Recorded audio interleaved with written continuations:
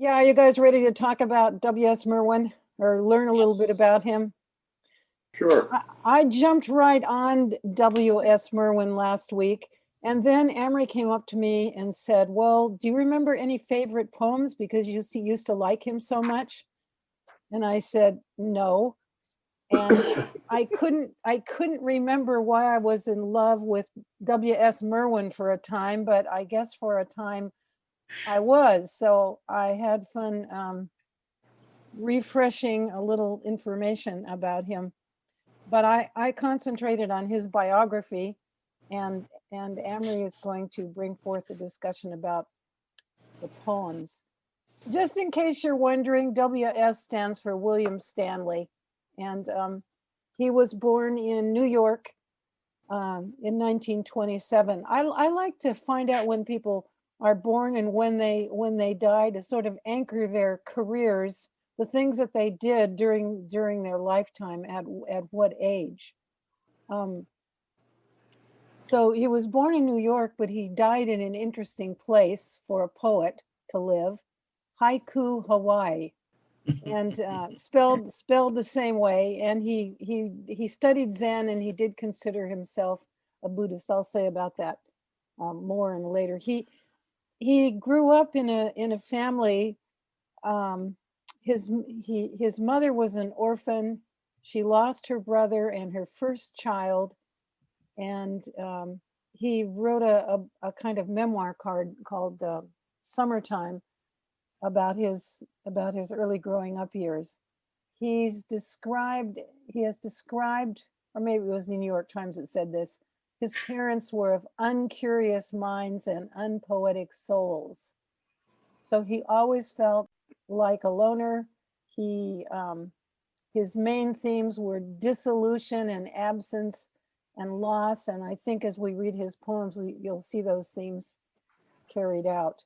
He went to Princeton and he graduated with a BA in 47. He had signed up for the military when the World War started, and I don't know how he got out, but he got out and he was hospitalized in a psychiatric hospital for 1 year because he realized that he was really a pacifist. And so World War II, I'd have to read more about it, but it was a very difficult experience for him. He was a playwright in residence in Cambridge, Massachusetts, and he was poetry editor of The Nation for a number of years.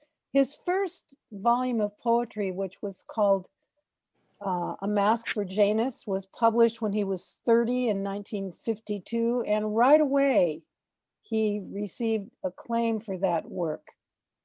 W.H. Auden had selected his poetry for the Yale Series of Younger Poets Awards. Some of you may be familiar with that series.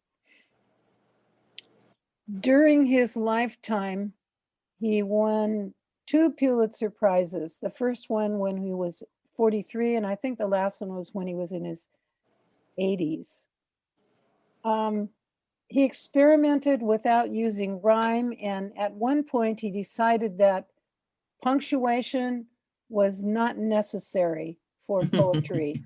And we've seen that in his poems, and it probably drives copywriters crazy. And I find it difficult, but I like it. He was married 3 times, and I think it was his second wife, I can't remember her name, but her ex-husband said that his wife always wanted to own a poet. And so she collaborated with him on several projects, but they did end up divorcing.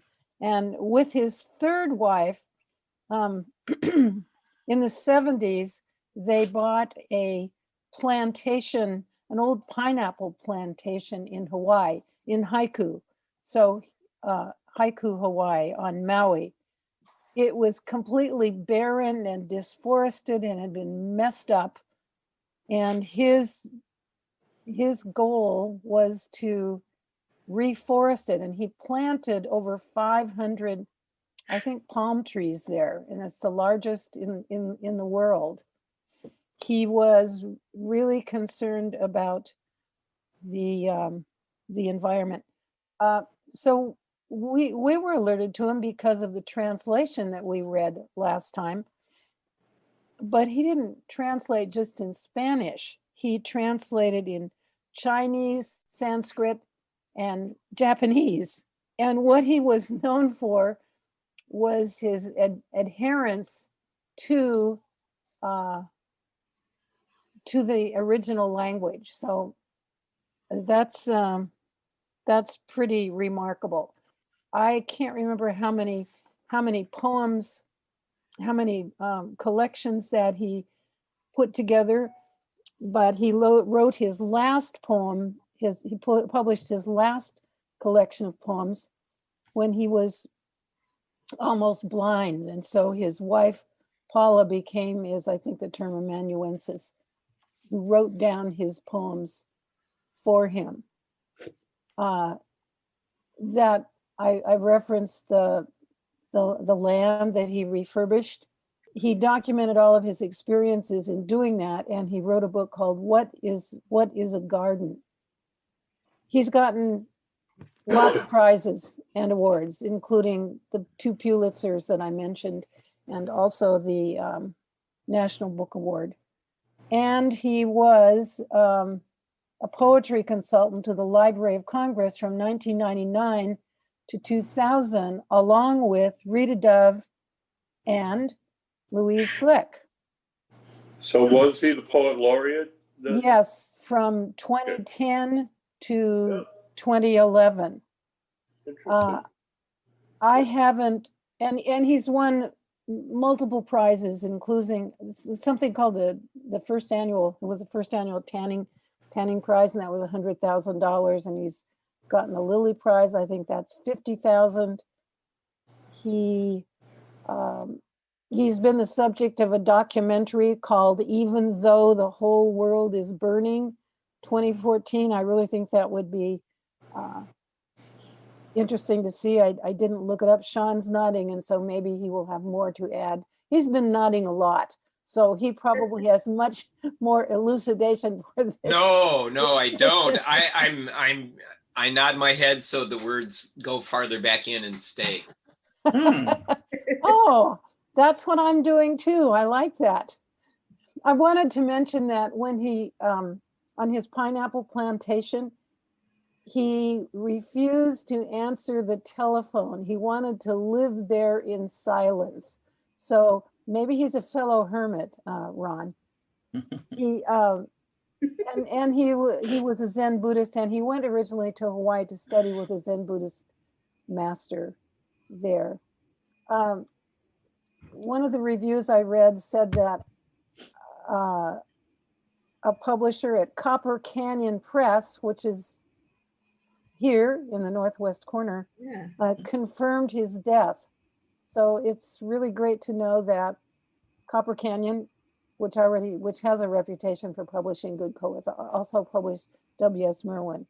He had, I don't know how many of his 36 volumes of poetry were published by Copper Canyon Press, but he's also published in all the major magazines.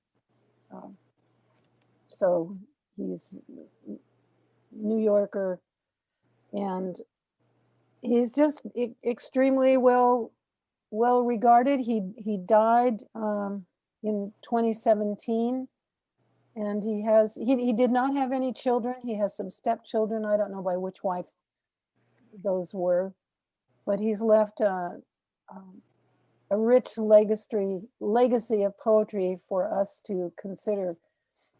I want to end by saying I actually, in addition to the poems we read, I saw some quotes on Wikipedia from his poetry, the dreaded source for a librarian sometimes.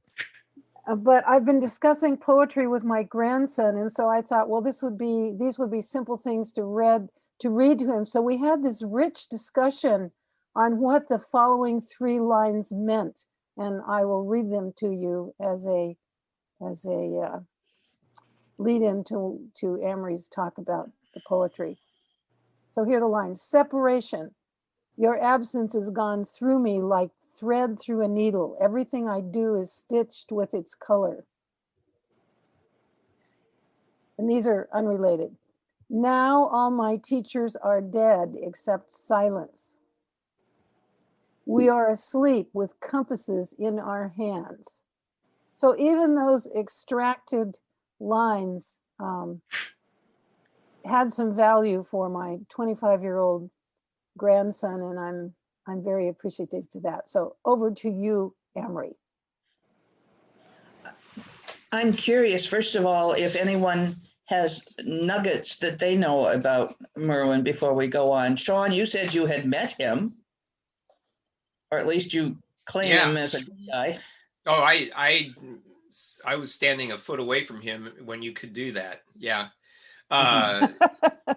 He's an extremely gracious and remarkably intelligent speaker in his late 80s. And I think the world of him as a human being. And then you hear lines like those and you just know you're standing in the presence of true greatness. So, yeah, but that's what I got. Ron, do I have you? a couple of thoughts, Emery, that or question that I think might be best to add in before we actually look at the poem. One, I'm happy to hear from Linda that he was married 3 times and that he and I have something in common. I There thought you of go. you. The other thought is this, that we know that artists some succeed sometimes through some outrageous behavior, sometimes related to their work and sometimes just an expression of their personality, but they develop this mystique. Whitman certainly, T.H. Lawrence, others, Pound, etc. I've not known a lot about him, but it seemed to me that this is a quiet person who's developed a similar kind of mystique, really this enormous reverence for himself and for his poetry. Is that accurate? And do you and perhaps Sean have a thought about that? One, do you agree? I think when you mention his character and the sense of silence that was around him, he always wanted silence. He wanted to meditate things, and I think that comes out of his own need to be reflective about life. I read one line, I think it was in the New York Times, that said that because of the way he grew up and the life that he lived, he became an explorer of absence and a repairer of dissolution and ruin. Wow. And I think that owes to the experiences that he had becoming a pacifist in the family setting that he was, and his relationship with his family. His father was a Presbyterian minister, and I don't think he grasped a hold of that religion, but he did become Zen because he was very reflective and inward. So I don't know if that proves or disproves or adds any enlightenment to what you were saying. I think you mentioned several things when you were introducing him that would at least relate, if not account for what I'm attempting to describe. When he came to the school where I was teaching, it was a Benedictine school, and his gentleness and his introspection and his attempt to heal the world in the ways that he could were highly revered. not just there, but the guy who invited him was able to make it evident that that he is looked at as, I don't know, is he an American Gandhi or an American anti-Maya Angelou, because she was a little bit bolder than he was. But there's room for all of this. But his, I think you're absolutely right, Ron, in that he was known for being a quiet spot in a very loud world. And I think, and it just now strikes me that this would be the perfect time for someone like him to be writing a book to repair where we are. But we are in a period of disillusion. So reading his poetry should be helpful. Another person that comes to mind is Barry Lopez, because I heard him speak once, and he had this quiet, gentle, respectful approach to his poetry and to the audience to whom he was reading. And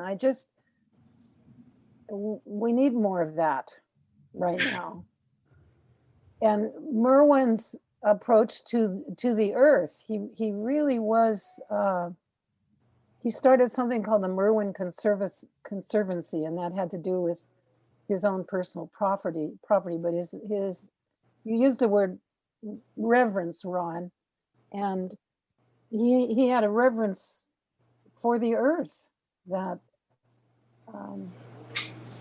we're lacking. When I was at Bellevue as the vice president, I invited a guy to come and speak to the faculty. He was a psychologist from USC, and he was heavily into educational theory and theories of learning and so on. And I didn't think we could get him because he was asking $4,000 or so a visit back in the 90s. Wow. And when I called him up, and he answered his phone, and I asked him about price, and he said, if I come up there, it'll be service. He said, and I'll charge you $300. So it'd be interesting, Sean, to know how Merwin conducted that negotiation, whether he was paid, what he was paid, and so on. I could ask Jeff Johnson that and get back to you. Absolutely. That's intriguing. Yeah. I'm sure that you see, this was at St. John's University in Collegeville, Minnesota, and this was St. John's Prep School. And I'm sure there was a bit of a budget for that, and that there was maybe arts funding from Minnesota as a whole. But I'll see what Jeff has to say about that. That's great. It's an interesting curiosity, but thank you. I thought it was interesting where Ron's question took us, as in my wanderings through Google last night. An article in Atlantic Magazine says Merwin's writing was weighted with melancholy, and specifically melancholy expectations of a premature ending. And then as I was looking up analysis of the 4 poems that we read, I was getting scholarliness after scholarliness until I looked up Elegy for a Walnut Tree, and that poem had been quoted in blogs by both Parker Palmer and Garrison Keillor. So I thought, interesting. First of all, I was pleased because I know those. Well, I don't know those two. I know those two. Anyhow, to go from the academics to, well, both of them are academic imports. I always enjoy the discussions of poets, and when others are presenting, I'm happy with the little snippets that I learn about a poet that's not very familiar to me. But when I step forward and say, I will present, I get overwhelmed with the depth of information that's out there. And it just is, quite frustrating, including whatever poems to select, particularly since I was not familiar with Merwin. So it wasn't a matter of going back and looking for my favorites. It was a little like, what new favorites can I find? So one thing that Google does, when you look up something, it says other people were curious about, and there were ones like Merwin on Thanksgiving, Merwin on love, Merwin on death. So I used those various categories to go in and grab a poem. Per usual, my focus is on what it said. The images, what it prompted me to think. It is not on and I leave that to Lynn and Shannon and Betty and others of you who are writers of poetry to talk about numbers of lines per stanzas and syllables and all of those important things. And Linda, I can't believe it. I did not notice that there was no punctuation. You did that, and I thought, oh, pshaw, she's not right. And I just skimmed the 4 that I had sent out to us, and I'll be darned. You're slipping, Amory. There's not, well, it says something about how well they read, though, because I just, normally I'm really counting on punctuation when I read poetry, because that's how I figure out when one idea ends and another begins. Kind of the function of punctuation. Do you have a preference on where we start? I put 4 in front of you. Thanks. Elegy for a walnut tree on the anniversary of my death and in time. I like us to look at listen, because my questions are clearer for me about how the poem operates.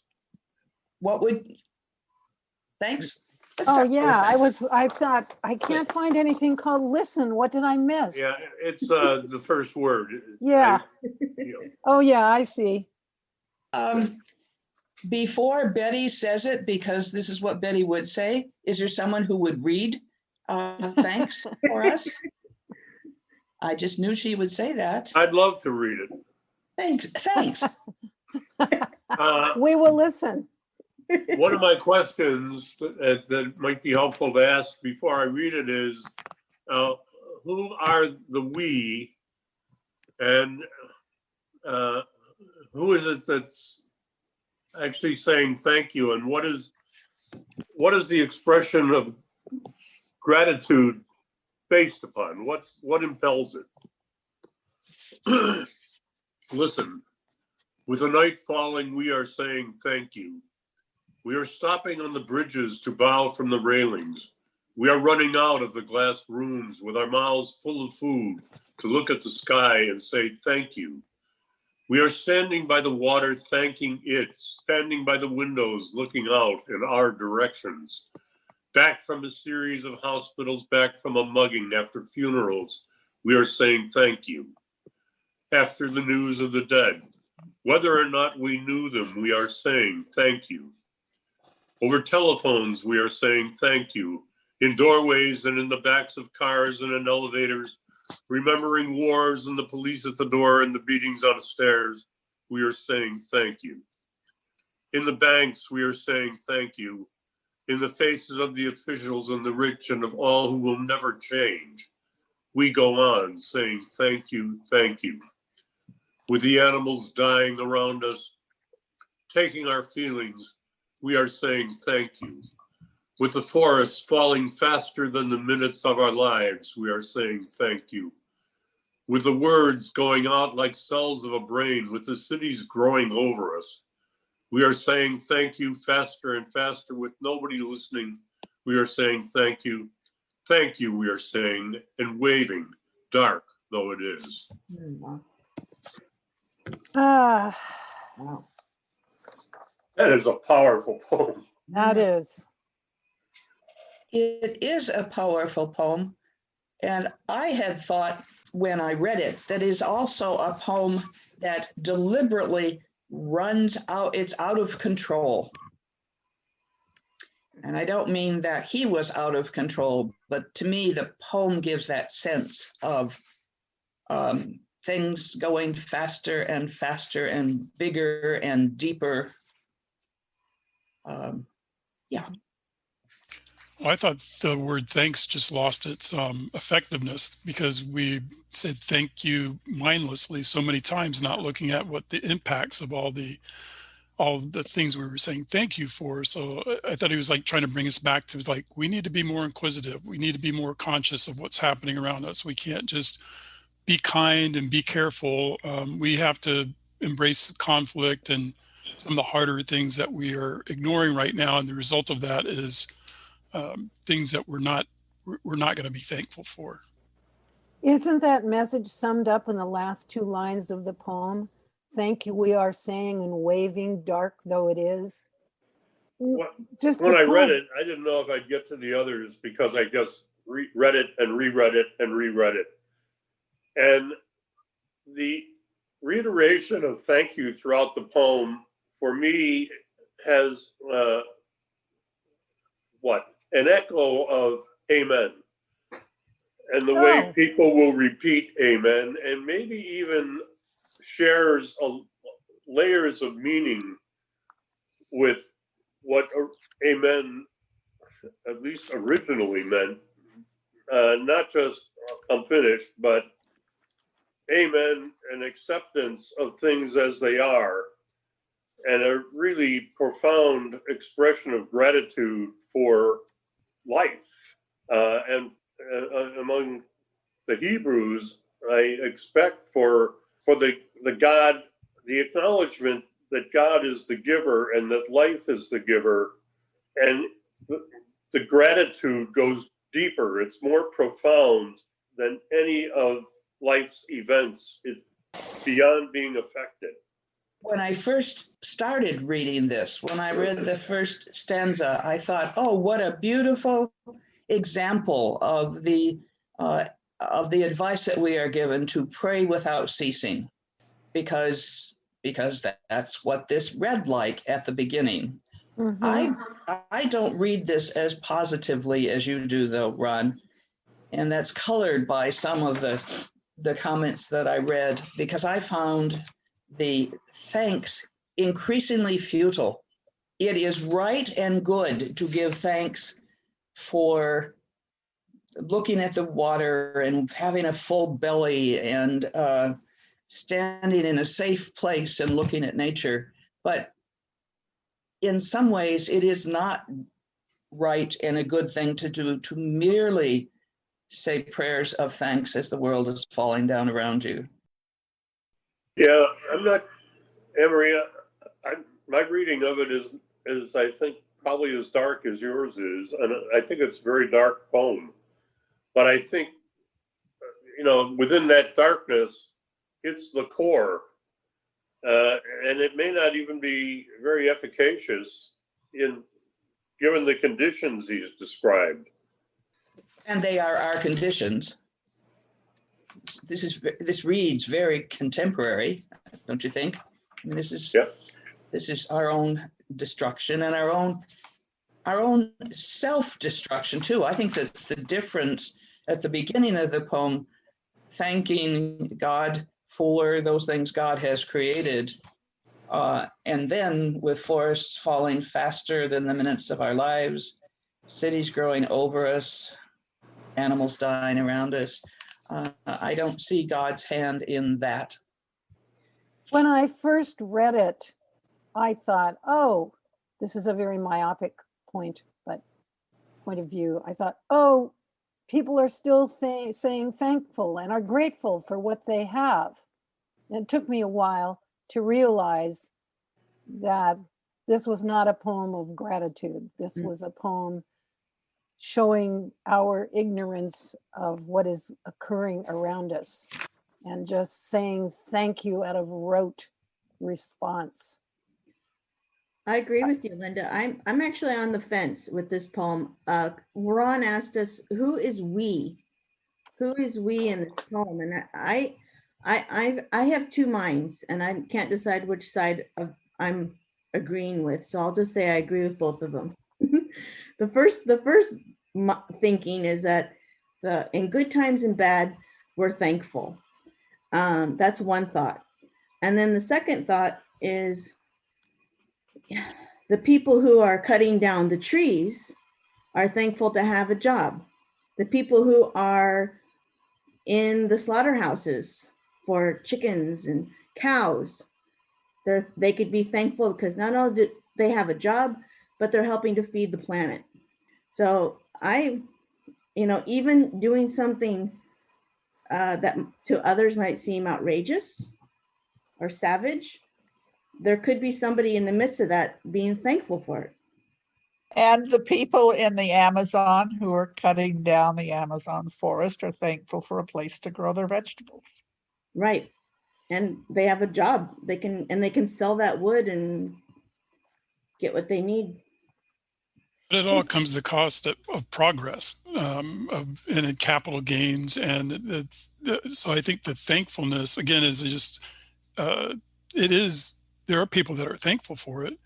But at the same time, if we don't look at the impacts of all these little pieces put together, we're not going to see what the accumulation of actions leads to, something that's, like in his last sentence, far darker than what we're attributing that thankfulness towards. And Michael, is that the we? I think the we is the culture, the progress that we buy into this social contract that we need to have more wood to build our houses, to build things that we all need. We might be thankful for the job, but it comes at the cost of, our clean air, our wilderness, our other things in life. But we're saying our culture, everybody is saying that we need this for the sake of progress.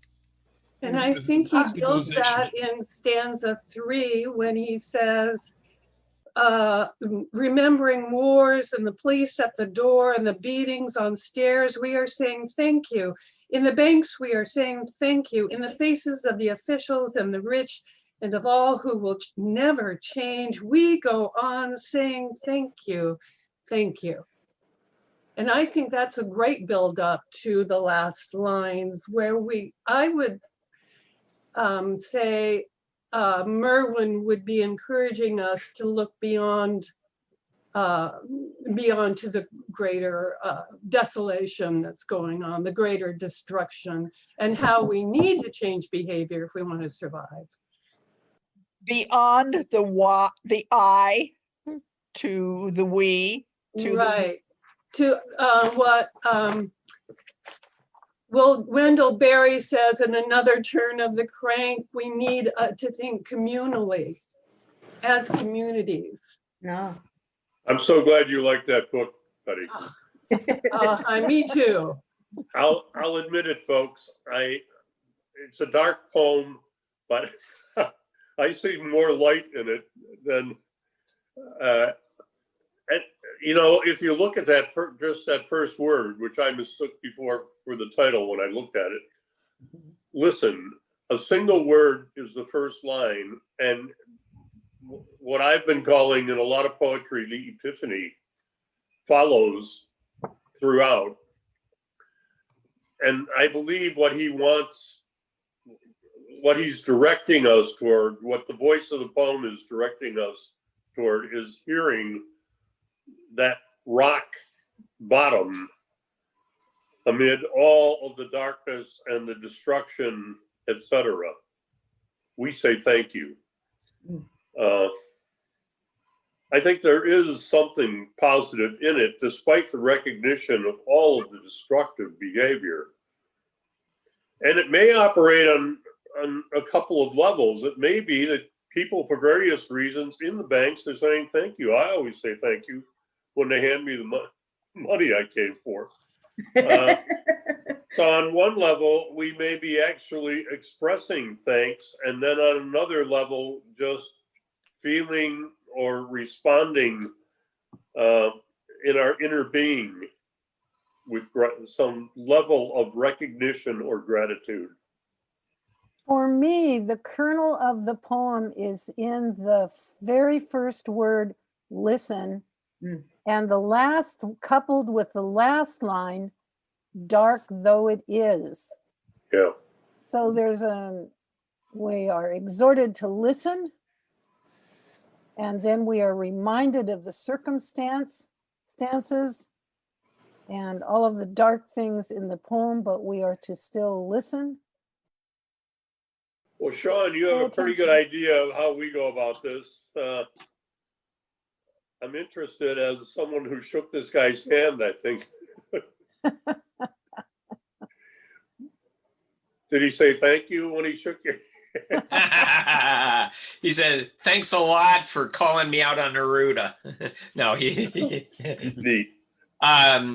I can see this poem reflecting everything. Like if people were thanking him for putting up a whole pile of trees and rebuilding that plantation, if they thanked him for that, he said, why should I have had to do it in the first place?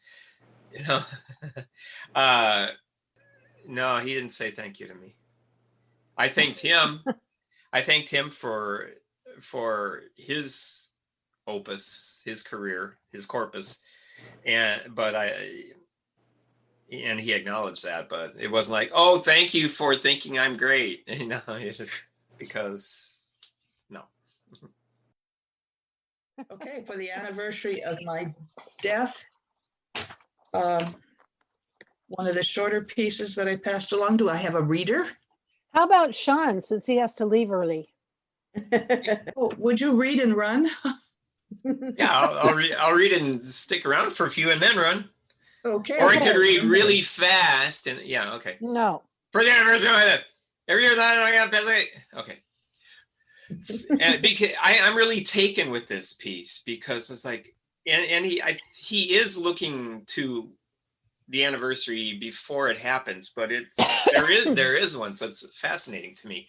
For the anniversary of my death, every year without knowing it, I have passed the day when the last fires will wave to me and the silence will set out, tireless traveler like the beam of a lightless star. Then I will no longer find myself in life as in a strange garment, surprised at the earth and the love of one woman and the shamelessness of men, as today, riding after 3 days of rain, hearing the wren sing and the falling cease, and bowing, not knowing to what. Thoughts. Is it the anniversary of his death? I think the premise is fascinating. Who knows? Maybe I will die on, I won't know the year, but maybe I'll die on July 12th. And I've had, 77 July 12ths in my lifetime. So each year I have passed that particular date, not knowing that it's a date of significance. I think you need to throw some salt over your shoulder right now and knock on wood 3 times, Amory. Right now? Okay. I'll spin around 3 times and spit or something because I don't have salt here. I find the last line so enigmatic, and bowing, not knowing to what. I can't figure out what he's referencing. I love that. I love the line, but I don't get it. He starts without knowing and he ends without knowing. He doesn't know when it's going to happen, and he seems to not know what's going to happen after. I think he might say, if you asked him about that last line, and I'm not trying to be funny here, I always have to warn people that it's a parallel to saying thank you and not knowing to whom or to what. Oh. There's a great mystery about whatever, our reverence for life, perhaps. Well, there's a great mystery to death, and so much of his writings about death. Well, it is the great mystery because it's the one that those last lines of the poem that begin, "Then I will no longer," is his attempt to characterize what the mysteries of life have been. Find myself in life as in a strange garment, surprised at the earth, the love of one woman, and the shamelessness of men. As today, writing after 3 days of rain, hearing the wren sing and the falling cease, and bowing, not knowing to what. Surprised and bowing are somewhat parallel in the non-punctuated grammar of the poem, I think. Well, they're also very Zen. What does "and the falling cease" mean? Hearing the wren sing and the falling cease. I don't know what that means. I thought he was talking about the rain. Yeah, the end of the rainfall. Oh, the end of the The end rain. of the Yeah. rain. So he's hearing the absence. Okay. He's hearing the silence. Yeah. Like he Yeah, does. it's been raining for All 3 right. days. Yeah. But there's also the Yeah, fall 3 of days. man. The fall of man. That's Oh, the yeah, falling that's true. mankind. Thank you, Because- Linda, for asking a question that a lot of us thought we could answer. So what's I fascinating, shall always do that. what is fascinating to me is how when we try to talk about this poem, the best way to talk about it is to just read what he wrote again and again, because it's so spare and so powerful, as in the simile, find myself in life as in a strange garment. 9 words, and it says so much. Yeah.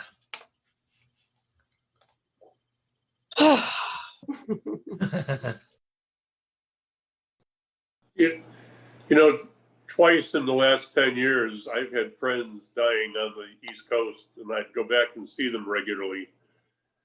And they were prolonged bouts with cancer.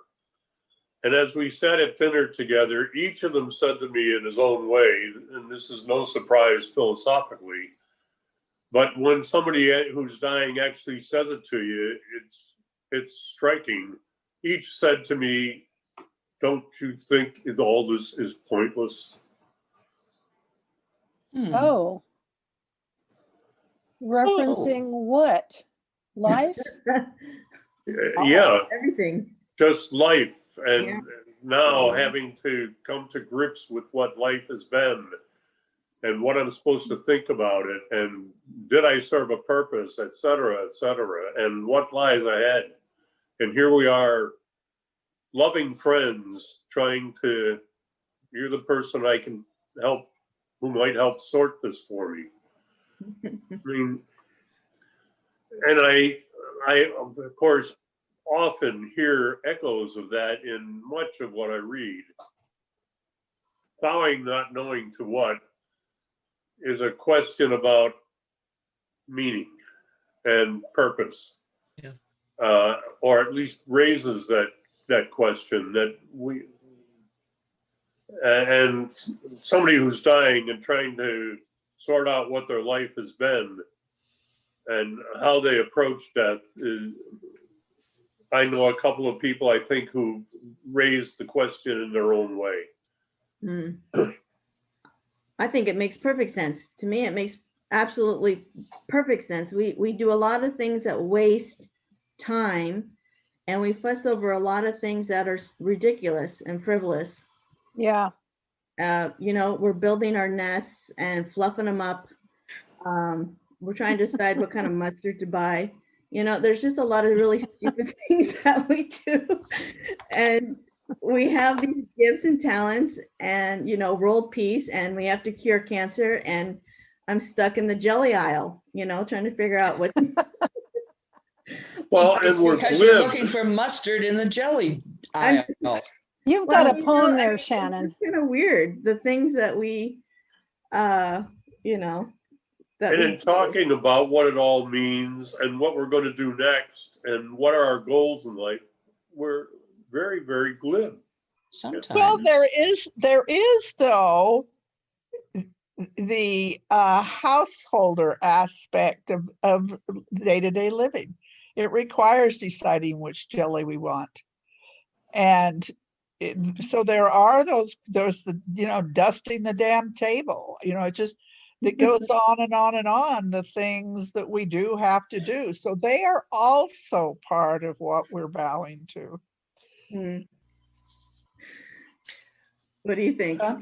Oh, well, I not bowing, not knowing to what, I see merit in it being both about what he's dealing with right now and the bowing to the hereafter. And I think he might be just sitting there going, I got these people talking about it and it means both, or something like that. I don't know. So, so I'm going to make my way away now, but I'm going to leave you with one final thank you. I'll see you guys next week. Thank you very much for having me. See you next Saturday. You are Absolutely. an asset and a plus. Thanks.